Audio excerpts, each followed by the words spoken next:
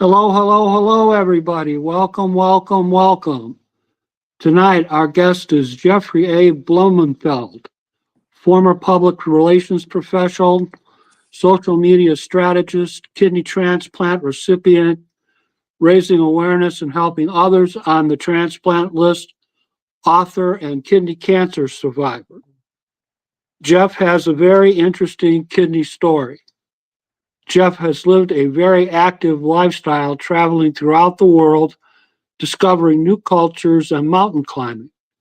He wrote two books out of his adventures, and as he put it, quote, suddenly out of nowhere, a piano comes crashing down on top of you, unquote. This is how he felt in 2009 when he was first diagnosed with kidney cancer, renal cell carcinoma. After many blood tests with hematuria and cystoscopy and an MRI, it was revealed that a 1.6 centimeter tumor was in his left kidney. The kidney was substantially removed in July of 2009 by nephrectomy. After a biopsy, it was revealed that the tumor was malignant with papillary renal cell carcinoma. His remaining kidney was affected by thin basement disease. By April of 2022, despite his best efforts, his GFR dropped to 20, and immediately before his transplant, his GFR dropped to 6. By 2022, he began testing for a kidney transplant.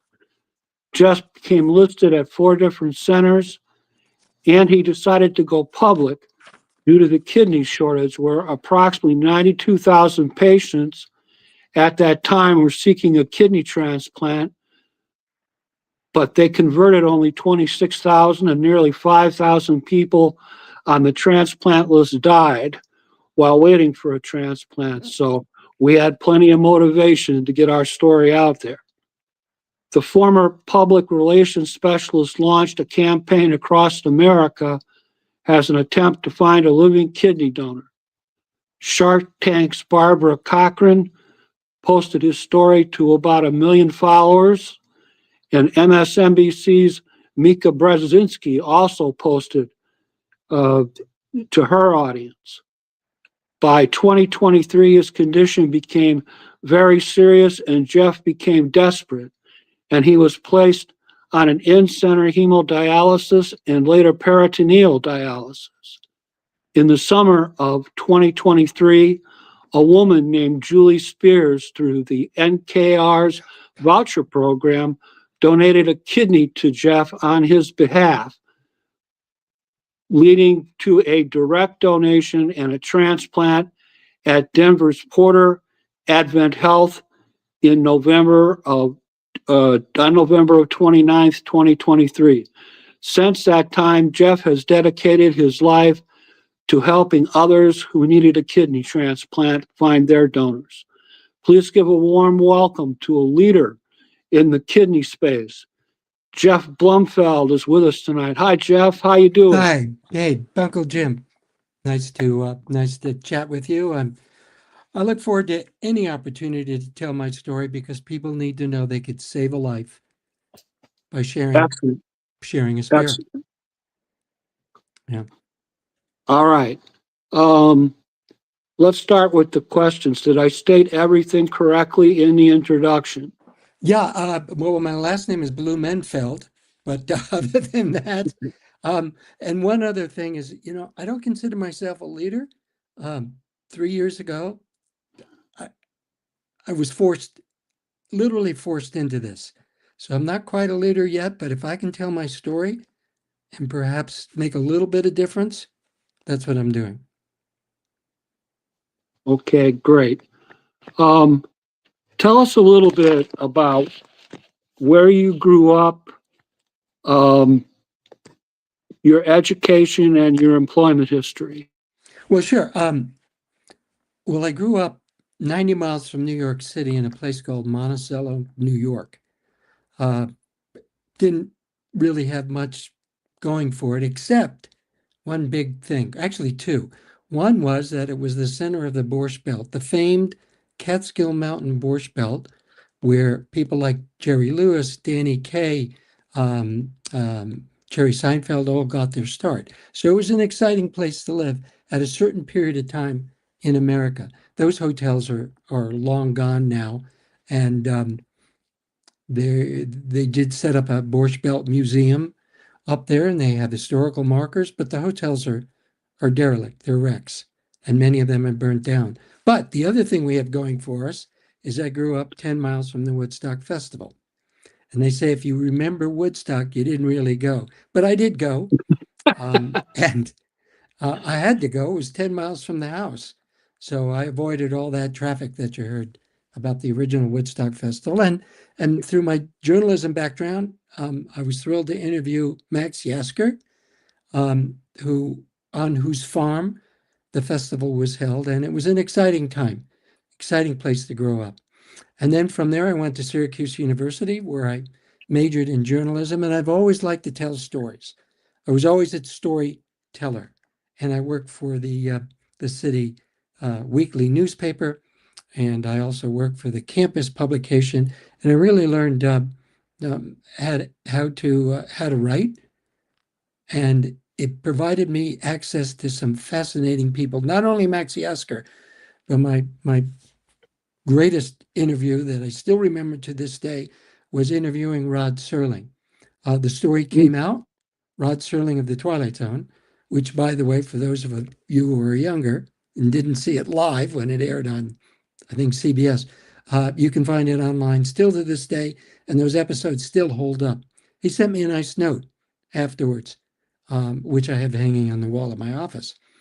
So I went to Syracuse, and then from Syracuse, got my first job at a public relations agency in New York, and I was off to the races. Later, I moved to New Canaan, Connecticut, met a woman who I married. We've been married 42 years as of yesterday, have 2 adult children and 2 grandchildren, and we all live here. Congratulations. Yeah, all live here in Colorado. I'm in Boulder. Do you have grandchildren? Yes, 2, and they're only All 10 right. miles away. So when my first daughter moved to Boulder, my wife and I moved as well, and we're called baby chasers. When your kids move away, you just follow them. That's it. So we baby chased our way. But had they moved to Dayton, Ohio, they'd be on their own. No offense to either Dayton, Ohio, or Hammond, Indiana, but had they moved to those places, we may not have. We'd visit a lot. We may not have sold the house and moved out. And so we've been here 10 years. Wow. So it's quite exciting. And so that's kind of my backstory. I've always been interested in outdoor recreation, but I've also been interested in volunteering. And when I was 14, my brother ran through a plate glass door. I stopped the bleeding, dialed for help, no push button phones. This was 1966. And Right. I'm credited with saving his life using Boy Scout training. And that led to me volunteering on the local community ambulance, which back then was a hearse that they put a red light on top of the hearse. And that was our ambulance for a while until we actually got a proper rig. So I've always been interested in volunteering.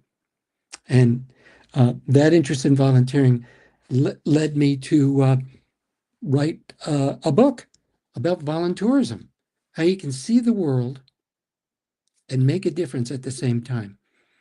And I was fortunate enough to go to Antarctica as a volunteer. I was fortunate enough to go to Nepal twice as a volunteer. And what I say to people is, wherever you go in the world, lend a hand. Lend a hand. You could just pack your suitcase full of sanitary napkins. You're a volunteer. You could spend 4 hours when the cruise ship pulls into town. You can help out at an animal shelter. You're not only a volunteer, but you're a voluntourist.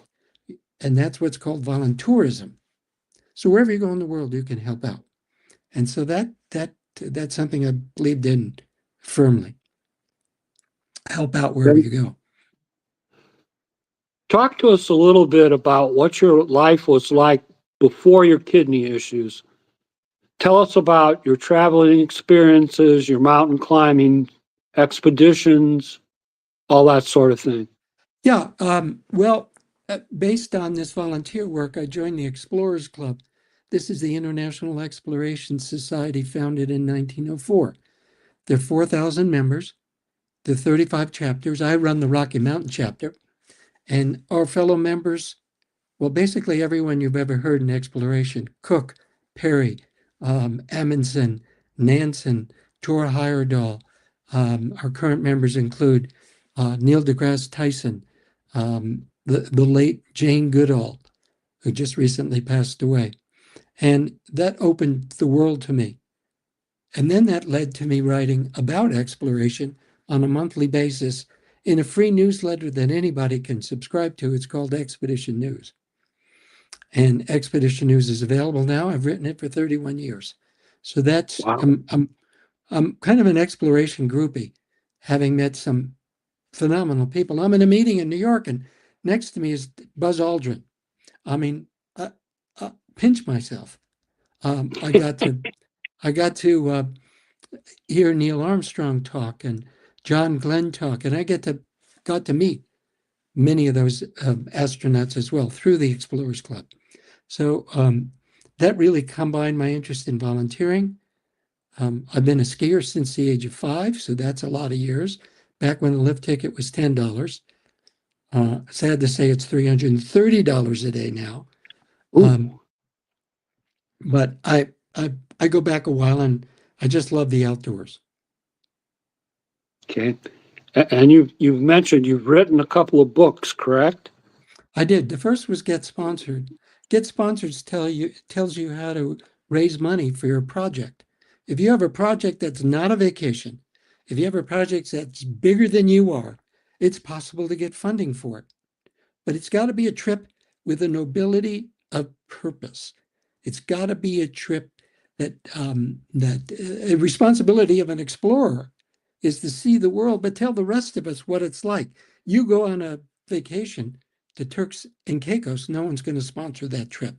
But if you go on vacation to help the turtles of Turks and Caicos and you're doing research, it's a possibility of getting funding.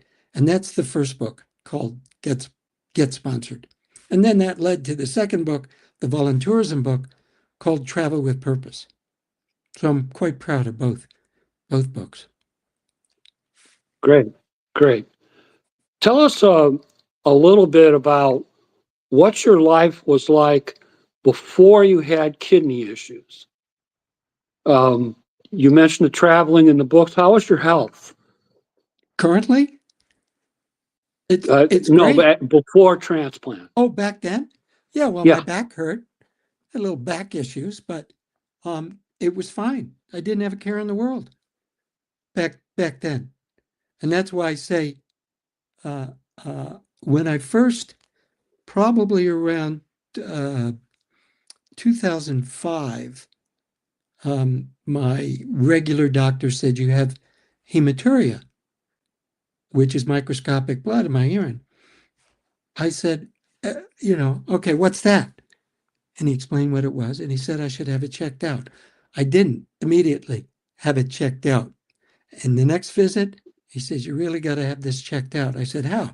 Well, you should have an MRI and a cystography, which is a rather invasive test, but a necessary one, where they put up, basically, I tell people it's like a TV camera up the front door to take a look at your bladder. I didn't have that until about 2008. But when I had the MRI, that's when the piano hit me over the head. At New York Presbyterian, they said, there's something in your kidney that doesn't belong there. It's a tumor, which is always a bad word. And Yeah.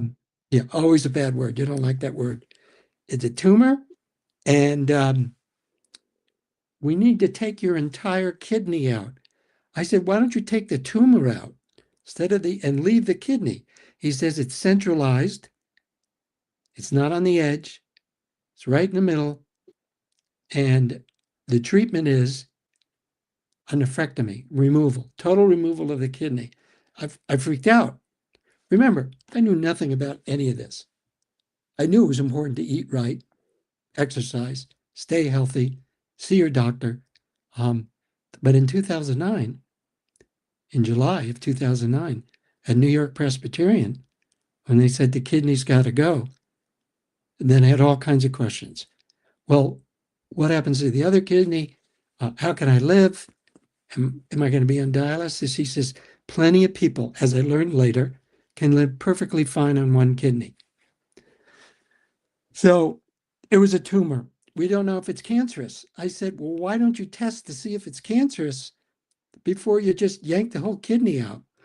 And he said, well, we can't do that. I said, oh, you can't biopsy it? For whatever reason, I'm not a medical profession and I don't play one on TV. For whatever reason, they have to remove the tumor to see if it was cancerous or not. I go, oh man. So it's the whole kidney's got to go? Yep. It was laparoscopic, 5 pinholes. They bag it and they pull it out below your belly button. And it hurts. It hurts. And it takes about 3 weeks before you're feeling well. Actually, 3 weeks later, I gave a talk at the site of the Woodstock Festival when it was its 40th anniversary. And I was looking pretty thin and pretty wan, but I gradually gained weight. And that was in 2009. 15 years later, not a care in the world. I'm perfectly fine. As are members of the Kidney Donor Athletes Group, 2,500 people who are absolute saints, because 2,500 athletes all have donated their kidneys and continue not only function, but climb mountains and run races and cycle in marathons. It's an amazing group. And I just think they're all saints. And you can look it up, Kidney Donor Athletes. No, I'm Anyway, familiar. I wasn't an athlete, but I felt as good as they apparently feel. And that was for the next 15 years. I continued to go to a nephrologist, and my GFR, which I say is like your kidney score on performance of your kidney, was declining, was dropping. Okay. 49, 45, 35. It was only when it got to be about 35 that I really did research. And I said, well, what does that mean? And the doctor says, well, your kidney's working only 35%. My one kidney, my backup unit, my auxiliary pump, my auxiliary pumper was working 35%. And it got serious. I was feeling okay. And then I went on a renal diet just to prolong what apparently is the inevitable when you have CKD. And 37 million people in the country have CKD, and many don't know they have it until it's too late. But I had CKD. The kidney was at 30% efficiency, and I went on a renal diet, which I bought the book on how to live on a renal diet. And many people know, limit salt, limit alcohol. Alcohol is never your friend. So I limited alcohol, salt, potatoes and tomatoes. That was a hard one. Tomatoes and potatoes. Pizza, not great. So I went on that diet, and my GFR continued to drop.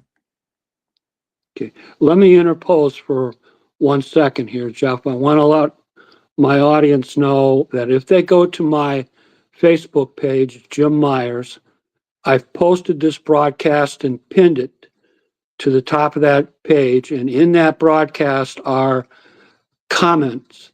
And I've put things in the comments that have to do, for example, with some of the medical terminology that we're going to talk about this evening. So if you're interested in what's going on with Jeff and you want to drill down on it, that's the place to go. I understand that you had a biopsy on your remaining kidney. Can you talk to us about that? On that, well, not a biopsy, but I kept a big eye on it. But I wanted to get back to one point about education. Go If ahead. you know you have CKD, if you know that your kidney is dropping, you need to become an expert on this. You have to ride those numbers incredibly. When I go up to somebody looking for a kidney and I say, "What's your GFR?" and they don't know, wrong. That's a mistake. You got to know what it is, and you got to know what your creatinine level is, and you have to be all over this, and you got to do your homework. That's a point on that. So I had the remaining kidney. Um, did not have a biopsy on it, but when the GFR hit 20, I was told I needed a preemptive transplant. And I go, of course, didn't know anything about that.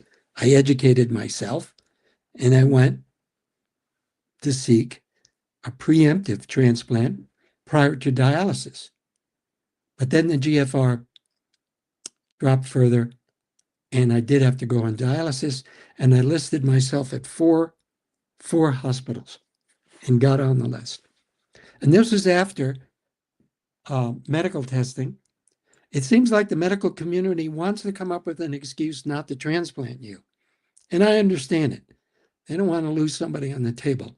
And they give you testing that is astronaut level. If there's something wrong with you, they will find it.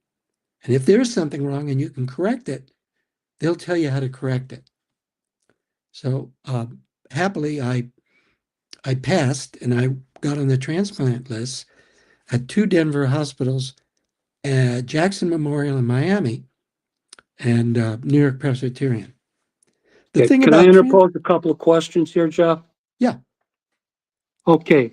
This native kidney that you still had, it's my understanding that you were diagnosed with something called papillary renal cell carcinoma. Can you tell us about that?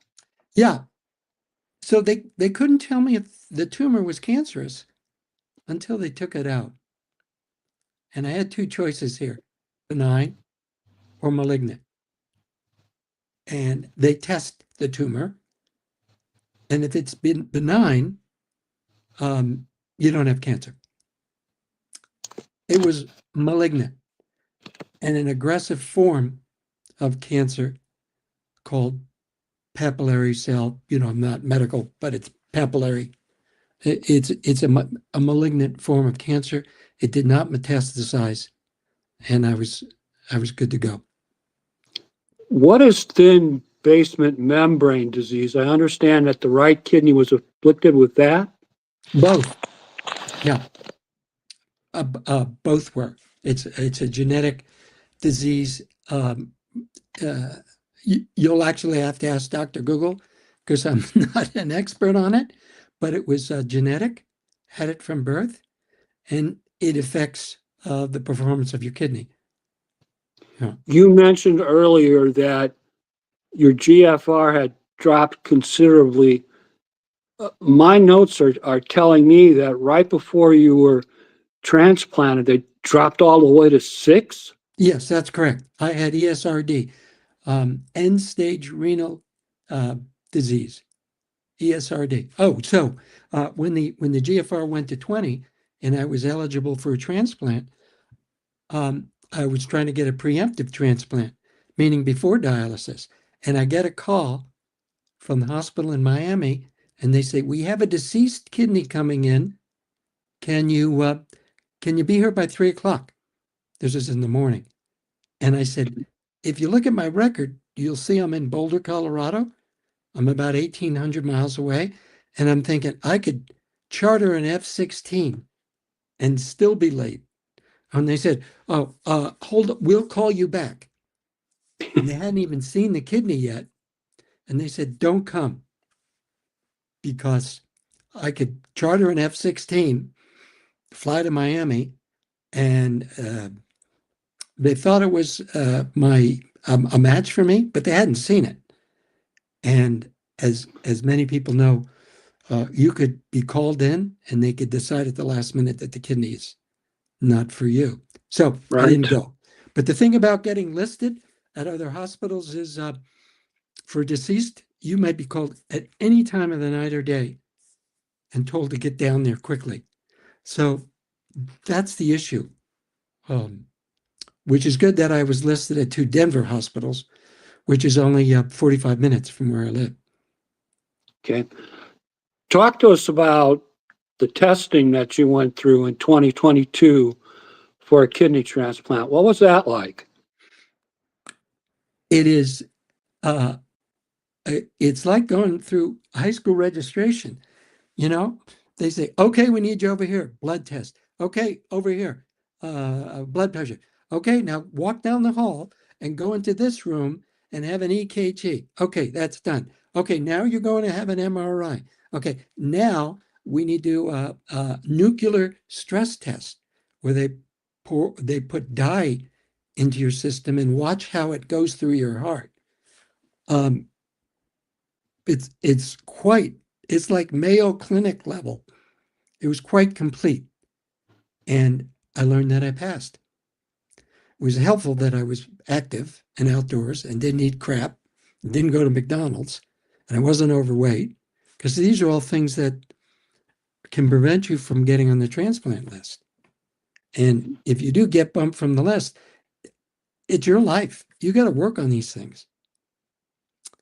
And then it dropped further, my GFR. It dropped to the point where I couldn't get off the couch. I was lying in bed, the alarm would go off at 8, and it would take me an hour to get the strength and the willpower to get out of bed. Okay. I had a pee bottle Okay. by the bed, so I didn't have to go to the bathroom. I mean, I was having couch lock, brain fog. It was awful. And finally, the nephrologist saved my life. He said, it's time. You need an emergency dialysis. We need to clean you up. And so I didn't get a fistula, which is where they combine the vein and the artery. By the way, I'm not a doctor, so this is kind of the, dummy's guide to what I went through. But so they gave me a emergency stent into my heart, and I had 2 tubes coming out of my upper chest. This is serious. And then I went into dialysis and felt way better at the expense of having dialysis, of course, which means 3 days a week, 4 hours a shot. And I'd walk out of there feeling pretty good, still having these tubes hanging off of me. So I was on dialysis for 2 months. And it's a living death. Initially you're on home hemo in-center dialysis, correct? It was in center for 2 months. And when you're talking about tubes hanging out of your chest, there is, of course, a risk of infection. Yeah, I had it. It's like every stage of kidney disease I've had. I woke up with 104, threw up at home, drove to the hospital, felt worse than I've ever felt, and I had an infection. And they had to literally take it out and give me and move me over to PD. Well, they put in a catheter in my abdomen. Okay.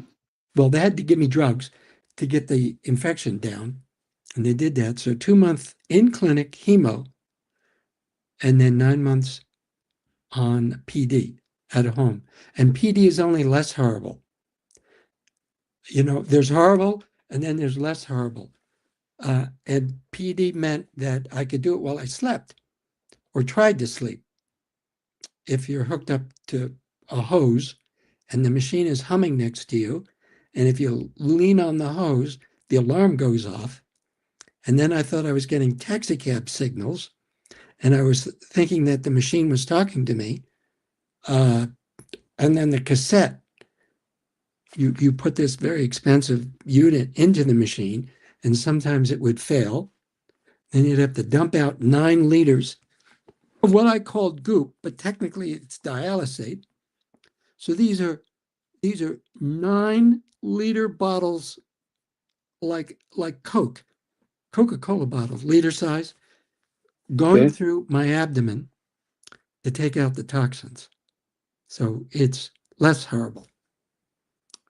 We were able to travel on PD, but only after loading 9 boxes in the car, plus the syringes, gloves, masks, disinfectant. So I was able to travel by taking the machine into the hotel room. We went to New Mexico. It's awful. Okay.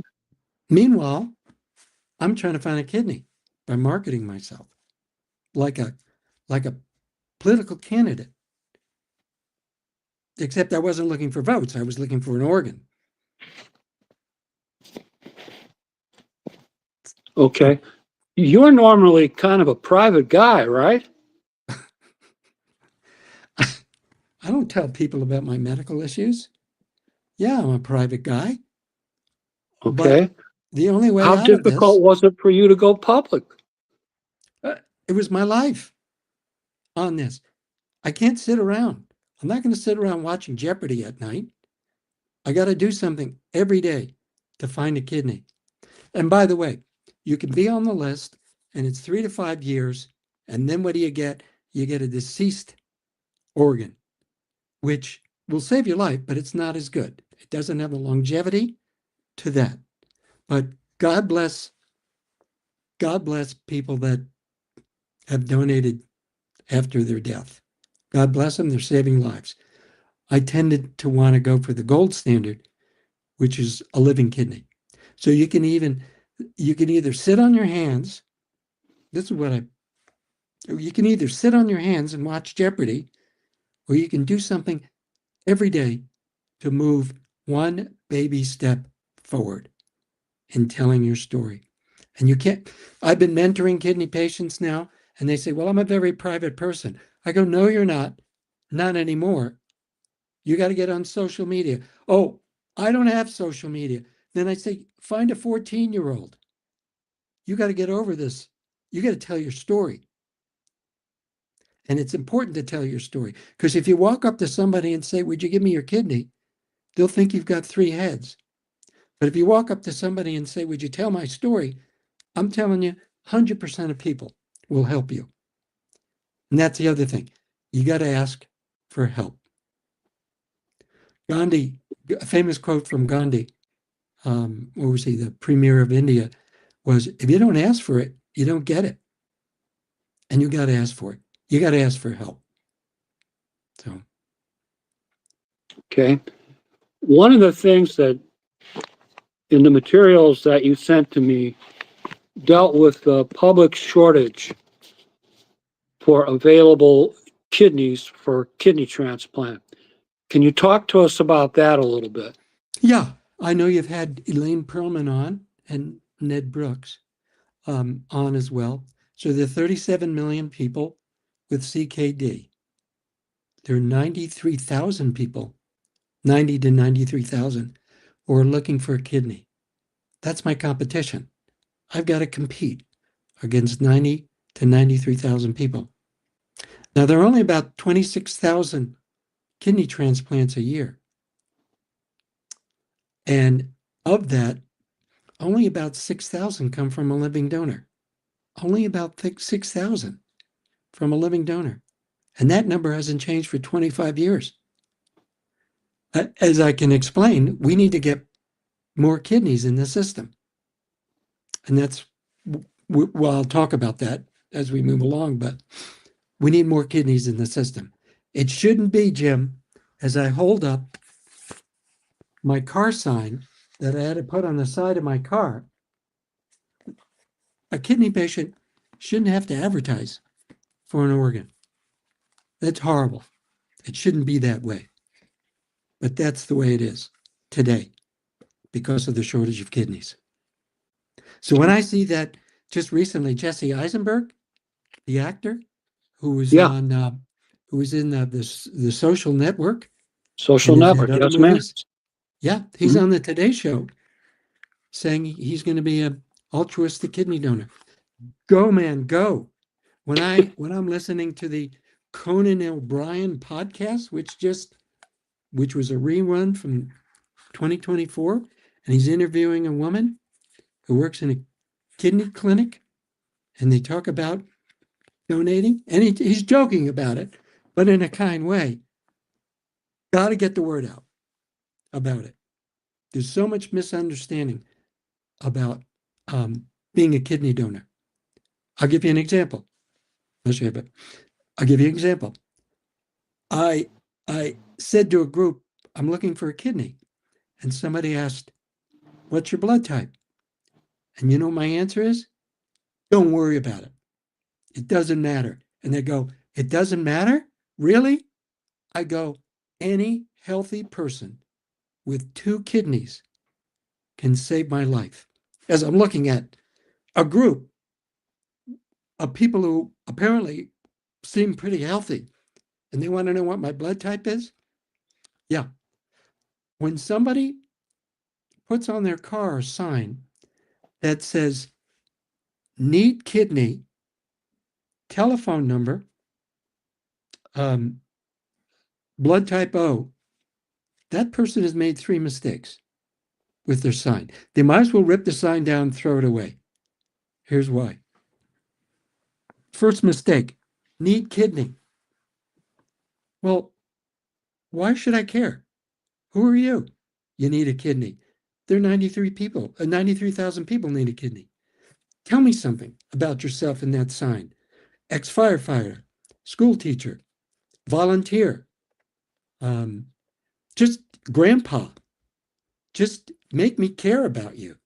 Second mistake, the phone number. Hard to write down when you're driving and you pass a car. So you need a website. This is where you need a 14-year-old. You need a website, and it's got to be a memorable URL, a memorable name. Don't put numbers on there. People forget numbers, but they'll remember Rally for Rolf. Rally for Rolf is a website you can look up. Mine was Jeff's Kidney Search. Okay. So it's got to be memorable, and you got to look at it and be able to remember it without writing it down.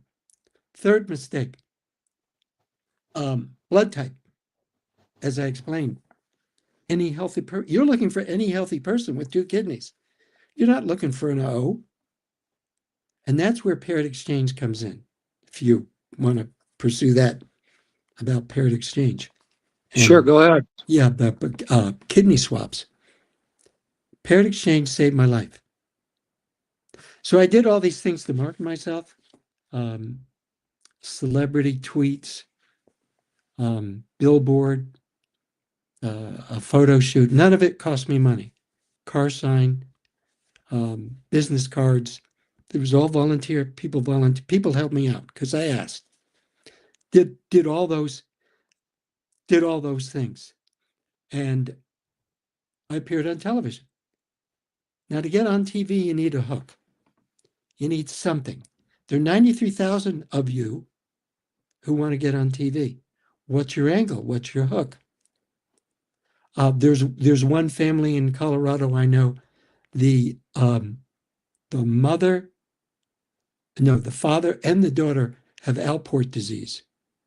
So you have 2 people in the same household, both looking for a kidney. I mean, it's sad, but that's the kind of thing that a TV might pick up on. In my case, the TV picked up on the fact that I had to have a billboard to look for a kidney, and they sent their helicopter to shoot the billboard outside of Denver, and that was part of it. And if you go to my website, you can see that report, jeffskidneysearch.com. You can see they sent a helicopter out. I've posted that picture. Oh, you did? That's right. So the final thing is you have to make people care. And I was telling about, so a woman sees the TV appearance it comes up on her phone, and I don't want to use her name, but she was a stranger, lived about 3 miles away from me, and she decided to donate to me, but she wasn't a match. So she donated on my behalf. And she, To a third person. well, she put it into the system. It was an altruistic donation. She didn't know where it was going to go. So what she did in effect was she donated a kidney with my name on it. And the National Kidney Registry said to themselves, oh, there's a kidney out there with Jeff's name on it. We owe him one. And once that kidney was donated, they scoured the country looking for an exact match and found it in Sacramento. And the kidney, this is the amazing part. The kidney was flown to Denver. The kidney was removed in the morning, put in a cooler. I like to think it was a Yeti, put in a cooler, messengered to the airport and flown to Denver, where it was picked up while I was waiting at the hospital. And it's like, is it here yet? Did it arrive? Is it here? By 5 o'clock, it was there. They looked at it, they liked it, and I went into surgery. Talk about anxiety. Talk about, did the plane make it? No, did the kidney make the plane? Did the plane make it to Denver? Was there a mechanical issue? Did it get there? Did it arrive in Denver? Was it lost? Did they pick it up? Did they bring it to the hospital? Did they bring it to the right hospital? All this stuff is going through your head. Talk about anxiety. And it was put in that night.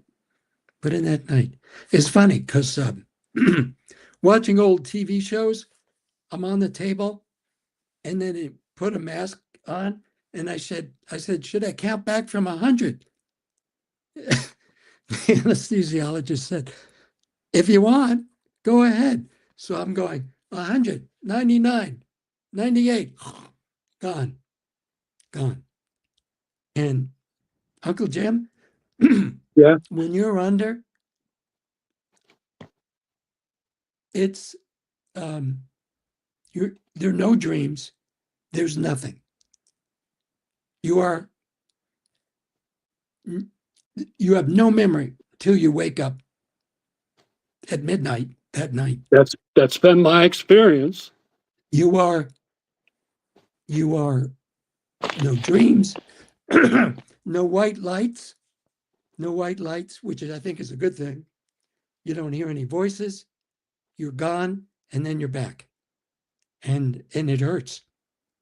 It yeah, you're hooked up. It hurts, but this Advent House Porter, they knew what to do, and I was in a little longer because I had some prostate issues, so I was in for a week with a catheter in my penis, which I tried to look at the bright side. I mean, it'd be good to go to ball games. You don't have to get up seventh inning to go to the bathroom. It's like, hey, guess what I'm doing now? I'm joking, but and then I was out after 7 days, came back the next day, and they kept an eye on me, and I got to go home. And that was November, December, February. I was cross country skiing. If you look at, I was back on skis, cross country. I wasn't going to do downhill. I wasn't going to risk getting hit. It's my understanding that you were transplanted November 29th, 2023 at Denver's Porter Advent Health Hospital. Is that correct understanding? Yes. And that person donated to you as a result of the voucher donation that took place in the summer of 2023. Correct. And that final person that donated to you, we have no idea who he or she was. I reached out to her, sent a letter, didn't hear back. I didn't pursue it too aggressively. Well, I did send a letter thanking them profusely.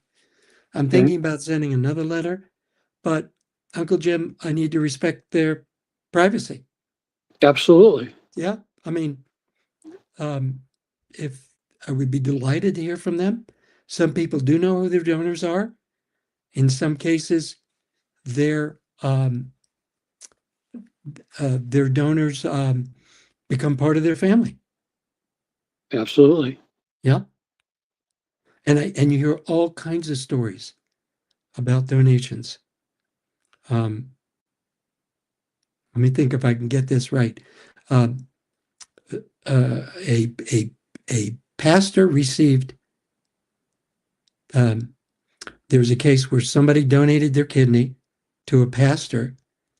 When that person subsequently died, years later, the pastor spoke at that person's funeral. I mean, there's some things I can't even say without tearing up. So they donated the kidney to altruistically. It went into a pastor. That person subsequently died for whatever reason, and then the pastor spoke at their funeral because the pastor had become part of the family. So that's a case where you do know who your donor is. So that's heavy stuff, really. How do you Okay. say thank you to your kidney donor? You could never thank them enough. So what I do is I try to pay it forward by doing things like this and helping people who are at wit's end and on dialysis and are looking for a kidney. Boy, just Google "I need a kidney," and it's quite impactful to see the number of people whose lives could be saved and go back to normal lives for an organ, for a kidney. Yeah, Okay. it's which is why I'm doing what I'm doing. What is the current state of your health as we're sitting here today? Oh, it's great. My back hurts, but that has nothing to do with the kidney. My GFR is 60 plus. My creatinine level is 1, down from 8. We're in creatinine, the higher in creatinine measurement, the higher the number is not good. Whereas in GFR, the higher the number is terrific. And I'm 60 plus. And they don't even tell me how high it is. They just stop at 60 plus. I feel great. I can eat anything, although I don't eat anything. In honor of this kidney, I don't drink. I don't use salt. Of course, everything's got salt in it already. And processed foods will kill you. I don't eat chips. Ice cream is probably my kryptonite, but in Me too. moderation. Yeah, ice cream and pretzels in moderation. But I try to, my secret is to go to Costco and go directly to the fruits and vegetables and just load up on them. And I walk a mile a day, which isn't enough, but it's what I managed to do. And I feel great. It's just amazing. And I have to take 8 pills a day. A small price to pay, by the way, plus drinking Absolutely. water. So you're up a lot at night, but mostly the immunosuppressant drugs. And then I have to watch sun exposure because immunosuppressants are like fertilizer for skin cancer, as I've come to learn. Had little pieces of myself taken off from years of sun exposure. Small price to pay for getting your life back. Yeah. let's talk a little bit about your advocacy experiences helping others on the kidney transplant list. What sort of things do you do? Um, I do as much as I can. And I testified to the Colorado State Legislature on the idea of incentivizing kidney donors. So here's really what it comes. How do we get more kidneys in the system? Well, look at it this way. They pay plasma donors. In some cases, they pay blood donors. They certainly pay sperm donors. And they pay a lot of money to surrogate mothers. So why not, if you donate a kidney, why shouldn't there be some further incentive for your time and trouble? We're not talking about buying a kidney. We're talking about incentivizing people to donate, incentivizing people to do that. And so I've been working with the End Kidney Deaths Act. So that's endkidneydeathsact.org. And 2 weeks ago, I went to Washington, D.C. to advocate for a bill. All you have to do is Google HR, as in House of Representatives, 2687.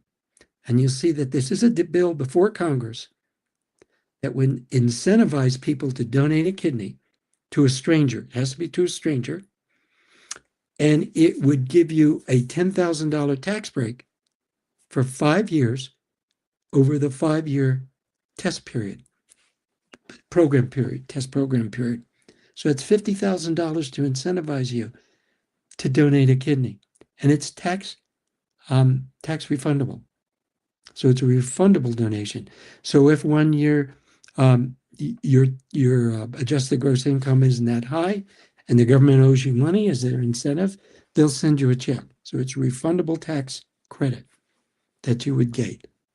And the numbers are, this would put perhaps 10,000 kidneys in the system a year and would save thousands of lives if this bill passes. So we have approximately 40 members of the House who will sponsor this. We have one senator, Senator Moran, from Kansas, and we're looking for more senators to get this over the finish line. So a group of 25 of us, flew ourselves to D.C. and literally walked into the office of representatives and senators as well to push this bill. These meetings are 15 minutes long. We hand them a one-page sheet about it. We thank them for their time, and we encourage them to vote when this bill comes before Congress. It's government in action, man. A lot of people walk in the hall of Congress to advocate for lots of bills. We think this one is an important one, and that's why we're seeking support for the End Kidney Deaths Act, HR 2687. There's no reason not to support this bill, and we did this during the shutdown.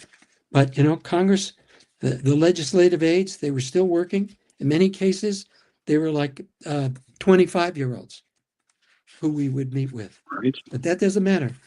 That's how bills get done in Congress. So the numbers are, this bill could be 10,000 preventable deaths each year. There are 550,000 people on dialysis, and the government is paying $500,000 a year, at least for these people to be on dialysis. Each transplant saves taxpayers $500,000 compared to a lifetime of dialysis. My dialysis for just 11 months cost $100,000. Get me off dialysis, and Medicare saves a bunch of money. So here's a bill that would get more kidneys in the system by incentivizing donors and would save the government an enormous amount of money.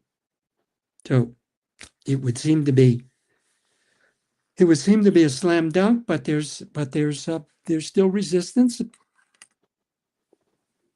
from some members of Congress who feel that it's paying for a kidney. And our attitude is, come up with a better idea.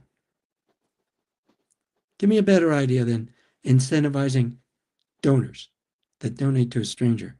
And what about people of color? Well, they're adversely affected by kidney disease. And yet their communities have a mistrust of the medical field, have a mistrust, don't donate as often as, middle America. So this would actually help people of color.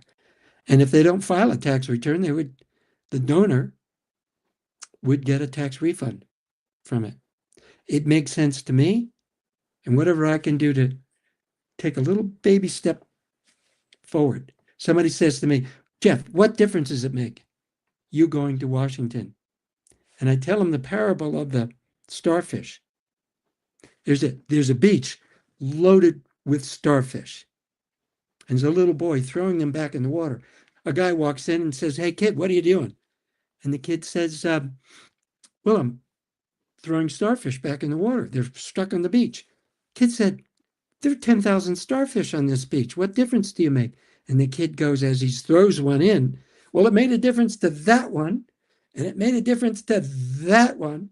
And that's the parable of the starfish. If I can do just a little baby step forward, that's what keeps me going in this. I'll go anywhere and help anyone market themselves to find a kidney. What is your website address, Jeff, so people can find you? Jeff'sKidneySearch.com. www.jeffskidneysearch.com's got my whole story. So yes, I went public. If I'm the most famous kidney recipient in America, it's fine with me. If it can help other people, that's fine. No one should have to advertise like I did. And I have one saying that really kept me going. And that saying is, you don't know how strong you are until being strong is your only choice. I didn't know how strong I was until it was a matter of dialysis for life or doing something to find that kidney. And it's out there for people. And we'll have more of them if we can get this bill passed.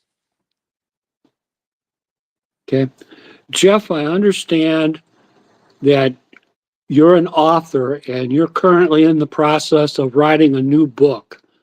Can you tell us a little bit about that?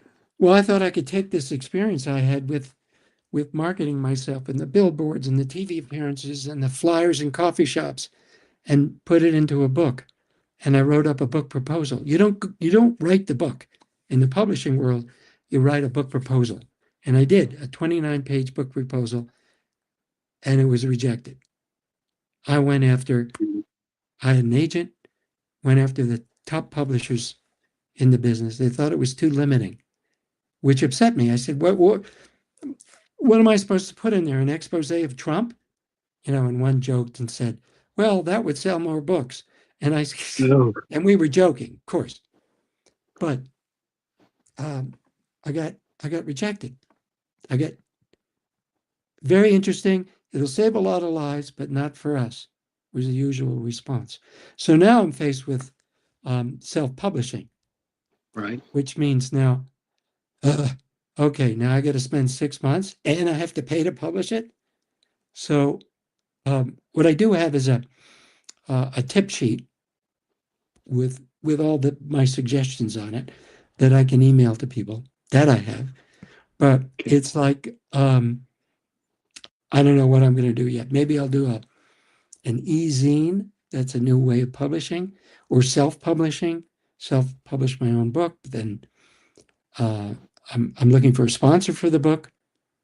If I'm writing a book, I want it to be like a book, like a big boy. Put on my big boy shoes and my big boy pants and get in advance and write the book. But Publishers consider it too limiting. I'm being honest. It's just, I think it's important, but that You too. I have to convince a publisher that it's important. And that's what I'm working on. Meanwhile, I'm doing things like this. Well, we'll try to get you out there, bud. Thanks, Uncle Jim. Thank you. Do you have any final statements that you wish to make to our audience tonight before we conclude the broadcast? Yeah. Don't ask for a kidney. Ask for people to tell your story, first of all. Create a compelling reason of why people should care about you. What is it about your background that will make a potential donor think you could do more of that good work if they donated to you? Obviously, you have to take care of yourself. People that don't eat right are committing suicide by food. Easy to say, but fast food, ultra processed food, it's not doing you any favors. Also, remember, any healthy person with 2 kidneys can save your life. It's not about the blood type. So these are things that you, as a potential recipient, need to remember, do your homework, ask for help. Okay. Thank you. Jeff, I appreciate you coming on tonight. Wow, just an unbelievable kidney story. Just so much that you willingly shared, and giving tips to people in our audience that are seeking a living kidney donor, which it is difficult. I remember reading in the materials that there are 5,000 or 6,000 people every year that die while they're on the waiting list. That means that they were healthy enough to get on the list, Yes. but the wait time was so long they passed away. And of course, mentioning Elaine Perlman's legislation, all the luck in the world to Elaine. I'm a part of that support group with her too. And just a wonderful broadcast, my friend. I'm sorry for all the technical screw ups and the starting late and whose picture is on and whose picture is off. And Right. It happens. I'm just glad you came on and got a chance to share your story. You did a terrific job, my friend. Yeah, thanks. Thanks, Uncle Jim. Appreciate it. Let's get the word out. Let's share it. Absolutely. I'm going to post to all 120 of my plus of my Facebook groups. I've got another 100 or so groups where I have permission to post, and of course I'm post every day for the next week or two to my normal posting spots on social media to try and get the word out and get people to check out the broadcast. Well, I know you're a recipient, and we were both blessed and got a new lease on life. And this is how I want to spend it. This is how I want to spend it. So this is how I want to spend my time too. Yeah, we do other things, of course, and we enjoy life every day. You got to enjoy life. And, but this is my new mission. Great. Doing a great job, Jeff. Okay. All right. I'm off. I will talk to you later. Thank you for coming on and doing such a wonderful bang up job. Thanks, Jim. Take care. You too, buddy. All right. That is our broadcast for this evening. And I want to publicly thank Jeff again for coming on. And we have a broadcast scheduled for next week, but it's kind of up in the air what's happening with it. So when I know more, I'll share that, and you'll be able to see it. And everybody have a happy and safe Halloween, and I will talk to you very, very soon.